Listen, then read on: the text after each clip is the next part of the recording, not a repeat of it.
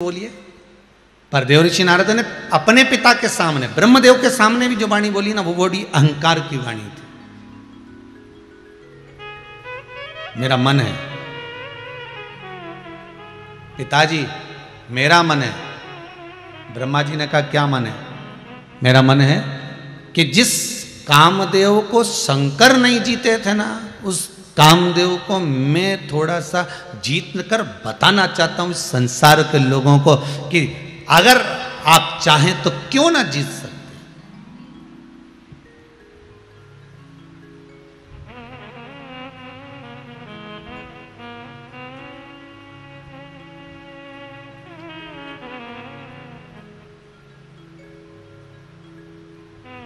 ब्रह्मा जी चाहते ना तो देवऋषि नारद से कह सकते थे, सुन सबसे पहले जा और गुरु मंत्र लेकर आ, क्योंकि गुरु मंत्र ले लेगा ना तो थोड़ा सा अहंकार तेरा कम हो जाएगा। ब्रह्मा जी ने नहीं कहा। ब्रह्मा जी तो सीधे भगवान विष्णु के पास पहुंच गए। नारायण प्रभु। भगवान विष्णु बोले क्या बात है ब्रह्मदेव, कैसे आना हुआ, क्यों आए हो, कैसे आना हुआ है आपका, किस कारण से आए हो? तब प्रभु बात इतनी सी है कि मुझे मेरे पुत्र का अहंकार नीचे गिराना है।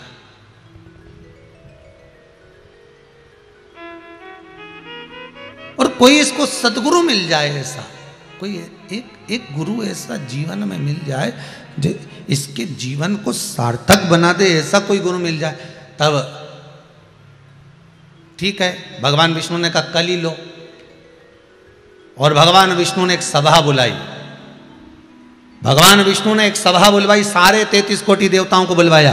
सारे देवता आकर विराजमान हुए और जैसे ही देवता आकर विराजमान हुए थोड़ी देर बाद देव ऋषि नारद आ गए। श्रीमन नारायण श्रीमन नारायण श्रीमन नारायण। जैसे ही नारद जी आए इतने में तुरंत सारे देवताओं ने उनको प्रणाम करा और प्रणाम करने के बाद सारी कुर्सियां भरी हुई थी, एक भी कुर्सी खाली नहीं छोड़ी। देवता कुर्सी भी उतनी लगवाई जितने देवता थे, उसके सिवा कोई कुर्सी नहीं।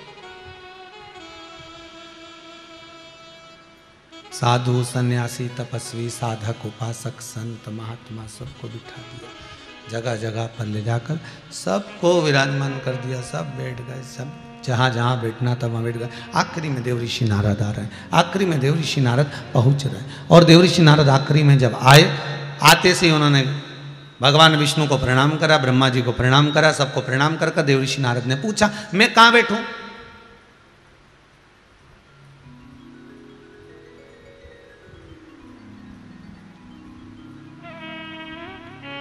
आज्ञा करो मैं कहां बैठूं? कोई नहीं बोला, क्योंकि देव ऋषि नारद से आफत कौन बोल रहे? कोई नहीं बोला कहां बैठो।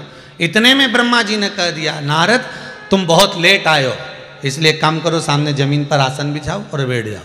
सारे लोग सिंहासन पर, सारे लोग कुर्सियों पर बैठे थे और देव ऋषि नारद को जमीन पर बिठा दिया।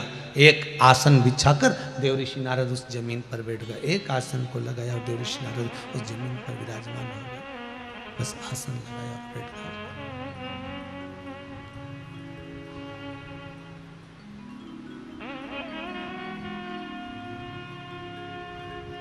अब आप लोग बोलेंगे गुरुजी ये कथा कहां से लेकर आए हो कि नारद जी को जमीन पर बिठाया? नारद पंचतंत्र में से ये कथा निकाली है, ठीक है। जिसको अगर पढ़ना हो तो वो पढ़ सकते हो, नहीं तो आप लोग कहो कि ये संवाद कहां से मिल गए कि देव ऋषि नारद तो हमेशा आते थे तो उनको ऊंचे सिंहासन पर बिठाते थे, पर नारद को जमीन पर बिठाया, ये संवाद कहां से? तो नारद पंचतंत्र से कथा निकाली है, जमीन पर बिठा दिया।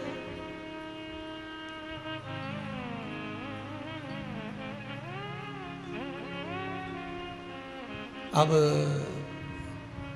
नारद जी के तो कांटे से खून नहीं, नारद जी के तो मन में, भक्ति में, चित्त में ये बात तो राजी नहीं हो रही नारद जी के कि भाई मुझे जमीन पर बिठाया।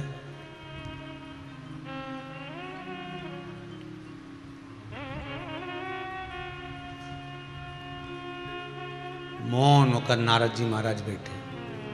सबका आपस में बातचीत चालू हुई, सब आपस में चर्चा कर रहे हैं, बात कर रहे हैं, चित्त कर रहे हैं, पर देव ऋषि नारद मौन होकर बैठे हुए, बिल्कुल मौन। एकदम मौन हो गए।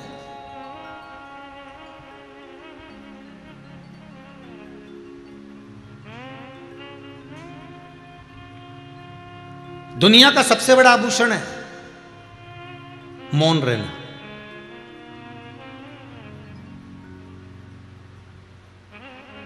बुढ़ापे में क्या तुम्हारे पास होगा कि तुम्हारे बहू बेटा तुम्हें पूछेंगे?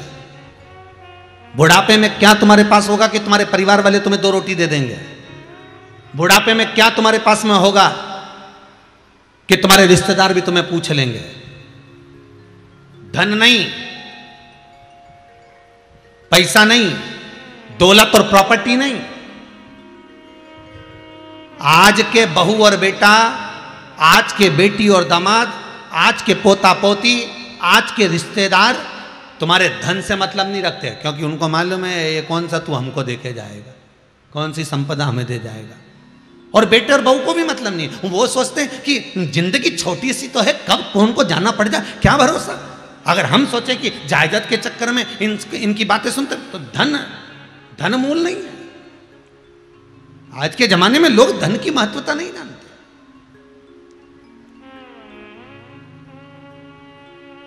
क्या तुम्हारे पास में हो कि तुम्हारे बहू बेटा भी तुम्हें सम्मान दे? क्या तुम्हारे पास में हो कि तुम्हारे रिश्तेदार भी तुम्हारा सम्मान दे? क्या तुम्हारे पास में हो कि तुम्हारे कुटुंब वाले, मोहल्ले वाले, परिवार वाले, समाज वाले तुम्हारा सम्मान करें? क्या होना चाहिए? तो बुढ़ापे का परम आभूषण है मौन रहना। बुढ़ापे का परम आभूषण है चुप रहना और मीठी वाणी बोलना। अब तुम्हारे पास धन तो बहुत सारा है, तुम नौकर भी रख लिए 15 और रोज किसी को गाली दो, नौकर भग जाए, फिर अगला ढूंढ के लाओ, फिर गाली दो ने, फिर भग जाए, फिर ढूंढ के लाओ, फिर गाली दो ने, फिर भग जाए। तो धन का कोई मीत नहीं है। उनको तो मीठी वाणी चाहिए, उनको मौन चाहिए, उनको चुप चाहिए। जितना जितना अवस्था बढ़ती चली जाती है, जितनी जितनी अवस्था आगे बढ़ती चली जाती है, शास्त्र कहता है उतना चुप रहने की आदत डाल लेना चाहिए कि अब हमको नहीं बोलना। क्यों? हम बोलेंगे और बहू को बुरा लगेगा, हम बोलेंगे बेटे को बुरा लगेगा, वो कुछ भी करेंगे और हम अगर मना भी करेंगे और वो मानने वाले तो है नहीं, इसलिए बोलकर क्यों बुरे हो। इसलिए क्या किसको रोइए, चादर तान के सोइए। आग लगे बस्ती में, अपन रहो मस्ती में। क्या करना अपन को बोलकर? ठीक है, बहुत बढ़िया बेटा। अच्छा, कई लोग कहते भी माताओं के मन में कभी कभी आ ही जाता है, हमने बड़ी मुश्किल से जोड़ जोड़ के इकट्ठा करा, कल की आई सब चूना लगाए जा रही है। हमने बड़ी मुश्किल से जोड़ जोड़ के रखा, कल की आई सब बर्बाद करती जा रही। कई लोगों के मन में ये भाव आता है। अच्छा, ईमानदारी से बोलो री जी हो, तुम्हारे मन में आज तो ये आ गया कि कल की आई सब बेकार करे जा रही, फेंके जा रही, सब्जी इतनी सारी बना रही, रोटी इतनी सारी बना रही, सब फेंके जा रही, सब फेंके जा रही, और तुम बोले जा रही और वो सुने जा रही और तुम्हारी बात को मानने नहीं कर रही। तो फिर क्यों बोलो? तुम भी एक काम करो ना, 2-4 रोटी जरा ज्यादा बनाओ, गाय को देकर आ जाओ। जब और बहू कब तक छोड़ती है? जब तक सास जोड़ती है। जिस दिन सास ने छोड़ना चालू करा, उस दिन बहू ने जोड़ना चालू करा। फिर बहू को लगेगा मेरा पति कमा कमा के मर जा रहा और डुकरिया लुटाए जा रही, तब बहू को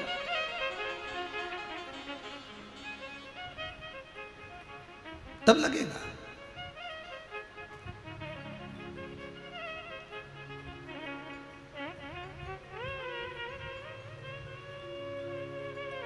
महाराज, मौन सबसे बड़ा आभूषण। चुप रहिए। जिस समय पर क्रोध आए थोड़ी देर शांत हो जाओ, चुप हो जाओ।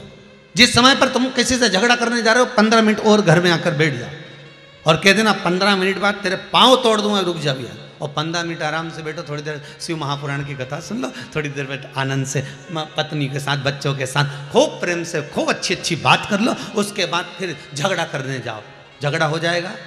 अरे बोलो तो सही, लड़ाई होगी नहीं, क्योंकि मन चेंज हो गया, बदल गया। बस 15 मिनट और क्या आना उसको, 15 मिनट रुक, तो अभी आया मैं अपनी पत्नी से बात करके, और जा अंदर, और अंदर जाके उसके बाद में जरा पापड़ सेक के रोटी खाना है, और रोटी वोटी खा के वो पूछे जल्दी में, कह 15 मिनट बाद उसकी टांग तोड़ के आना है मुझे, बस तू रोटी ला हमारे को। और पत्नी भी पति से अच्छी अच्छी बात कर ले, रिश्तेदार आपस में अच्छी अच्छी बात कर ले, पूरे मोहल्ले के लोग बहुत प्रेम की बात कर ले। इतनी देर में फिर झगड़ा करने जा और वो कह अब तोड़ टांग, तो नहीं तोड़ू, जा नहीं तोड़ना।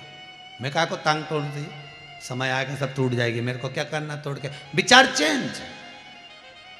10 मिनट का क्रोध आता है, 5 मिनट का क्रोध आता है, 2 मिनट का क्रोध आता है, कुछ देर का क्रोध आता है, ऐसा क्रोध आता है कि सब करा की धरा रह जाता है, सब करा की धरा।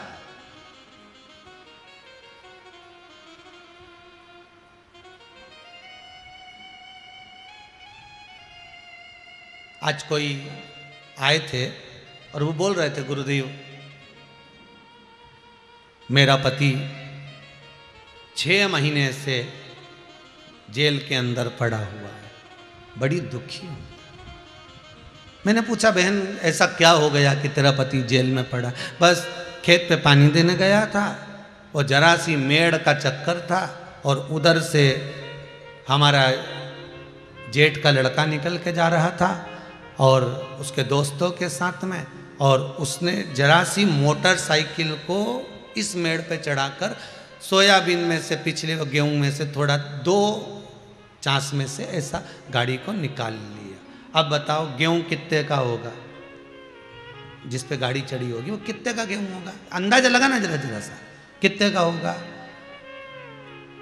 3000 रुपये कुंटल। तो क्या 1 कुंटल पे पूरे पे गाड़ी चला दी क्या उसने? कितने पे चढ़ाई होगी? ज्यादा से ज्यादा 200 300 400 रुपए का गेहूं, उतने में चढ़ी होगी गाड़ी। पर क्रोध इतना आया, और वहीं मेरे जेठ के लड़के से लड़ाई हो गई मेरे पति की, इतना झगड़ा हुआ, इतना झगड़ा हुआ। और वो टी रखी हुई थी, टी कौन सी, वो पाइप में लगाने वाली टी रखी हुई थी, और बस झगड़े में वो मेरे पति ने जरा सा उसको मारा होगा, वो मारा तो वो सिर पे लग गया तो वो मई की मई मर गया। अब क्रोध कितनी देर का था? मात्र जरा सी देर का, मात्र जरा सी देर का। अब क्या हो रहा है? भुगतना कितना पड़ रहा है? पड़ेगा।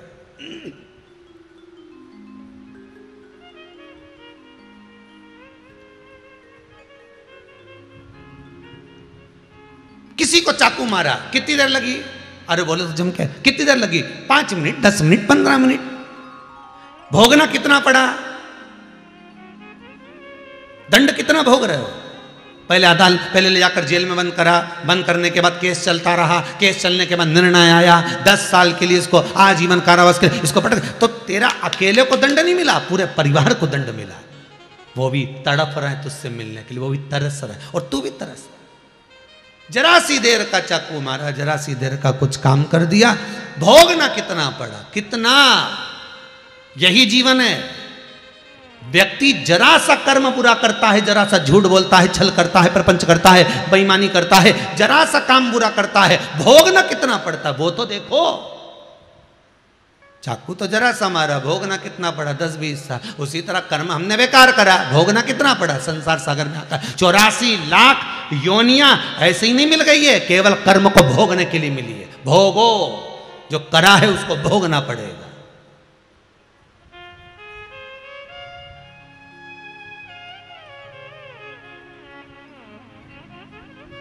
थोड़ी सी देर का क्रोध है महाराज, आ गया, जरा सी देर का क्रोध आ गया, अंदर चले जाओ, घर के अंदर, बिल्कुल घर के अंदर, कमरे में थोड़ी देर बैठकर शिव महापुराण की कथा सुन लो, मोबाइल पर देख लो, फेसबुक यूट्यूब पर सुन लो, आस्था चैनल पर सुन लो। इतने में भी नहीं मन माने तो फिर थोड़ा सा पत्नी बच्चों के बीच में बैठकर थोड़ी सी बातचीत कर लो।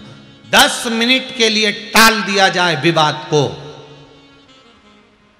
क्रोध को 15 मिनट के लिए टाल दिया जाए, 15 मिनट के लिए छोड़ दिया, फिर देखेंगे अपन बाद में। पर नहीं छोड़ता सा, इतना आग बबूला हो गया, इतना हो गया, सब नष्ट कर दिया, सब कर।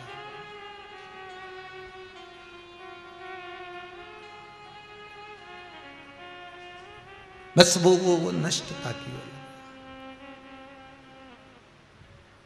देवऋषि नारद को देखकर ब्रह्मा जी यही विचार कर रहे हैं कि बहुत अच्छा है देवऋषि नारद।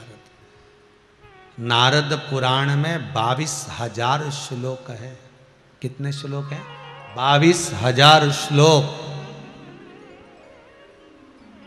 शिव पुराण कहती है कि देवऋषि नारद का जब तक गुरु नहीं था तब तक देवऋषि नारद अभिमान में थोड़े से आ गए थे, पर जिस समय देवऋषि नारद को कोई सदगुरु मिल गया तब देवऋषि नारद की चित्त वृत्ति बुद्धि भगवान में ऐसी लग गई थी कि देवऋषि नारद को कुछ सुहाता ही नहीं था,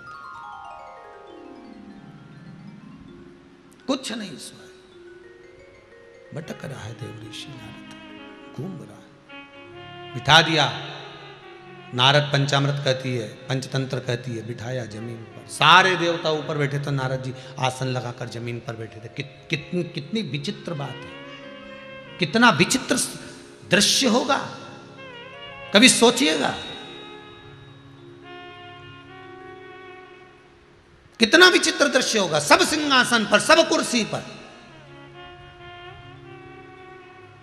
अरे वो भी जाने दो, तुम तो और सरल भाषा में देख लो।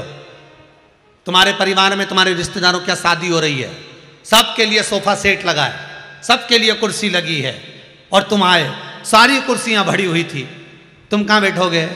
किसी से पूछा, ए मासी जी, मामा जी, मैं कहां बैठूं? और मामा जी बोल दे, काम कर, ये बाजू में थोड़ा सा सरका के और यहाँ कुर्सी के नीचे आराम से तू यहाँ बैठ जा।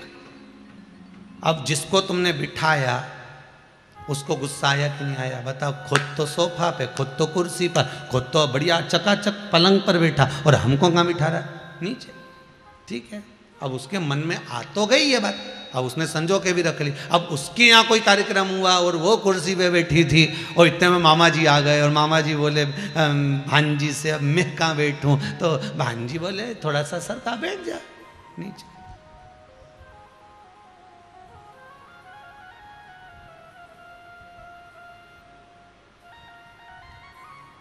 बड़ा विचित्र संसार है। जो बोगे वही काटोगे, जो दोगे वही पाओगे। मीठी वाणी दोगे तो मीठा मिलेगा, तीखी वाणी दोगे तो तीखा मिलेगा, अच्छा बोलोगे तो अच्छा मिलेगा। जैसी आप सामने वाले को दे रहे हो वैसा की वैसे आपको प्राप्त होना, वैसा की वैसे। नारद जी बैठ गए आसन लगाकर, पर नारद के मन में यह खलबली मची हुई है कि मुझे जमीन पर आखिर आसन लगाकर क्यों बिठाया? जब ये सब सिंहासन पर बैठे हैं तो मेरे लिए आसन क्यों लगाया गया? मेरे लिए आसन क्यों रखा गया? महाराज किस लिए?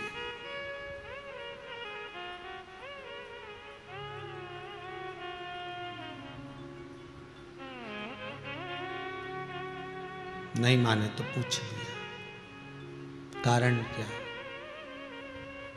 जमीन पर बिठाने का कारण क्या है? तो ब्रह्मा जी ने तब कहा देवऋषि नारद से, नारद तुम मेरे पुत्र हो, और आज आप मेरे पुत्र मुझसे पूछ रहे हो, तो मैं सत्यता का भाव बताना चाहता हूं कि तुम्हें जमीन पर बिठाने का कारण केवल इतना सा है कि तुम्हारा कोई गुरु नहीं है, तुम नुगरे हो।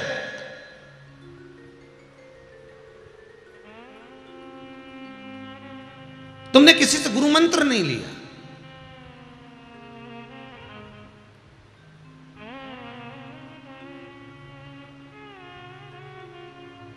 देवऋषि नारद बोले, मेरा नाम जानते हैं ना पिताजी आप? ब्रह्मा जी बोले, हाँ जानता हूं। क्या नाम है मेरा? ब्रह्मा जी ने कहा, तुम्हारा नाम नारद है। देवऋषि नारद बोले, केवल नारद नहीं, केवल नारद नहीं, देवऋषि नारद।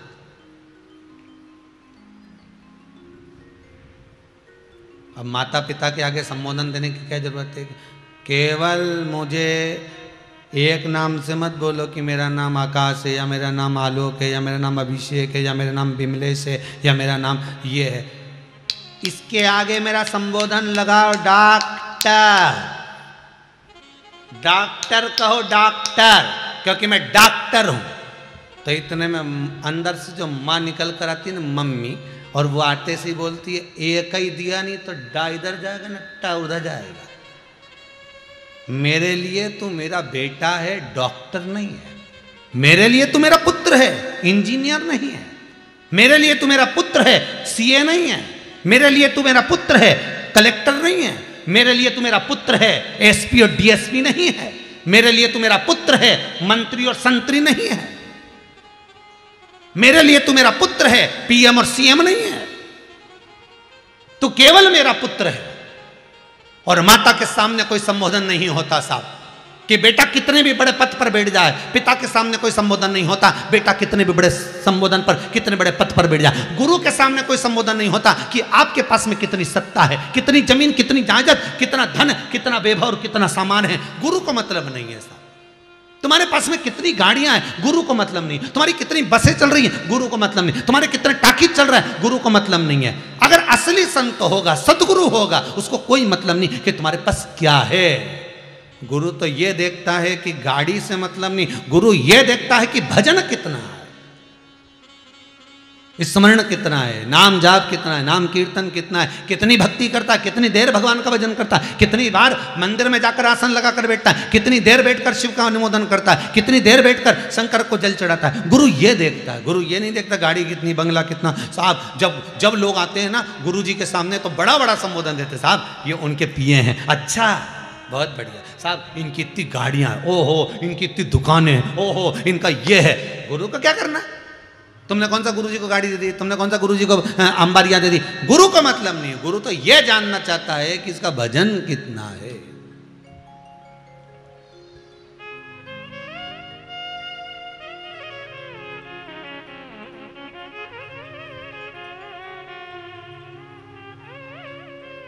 उसको मतलब ही नहीं कोई चीज।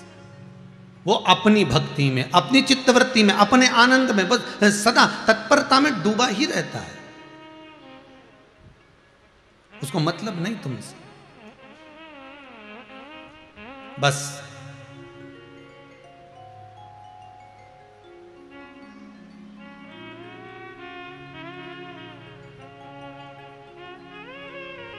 देव ऋषि नारद का ये अहंकार 33 कोटि देवताओं को दिख गया।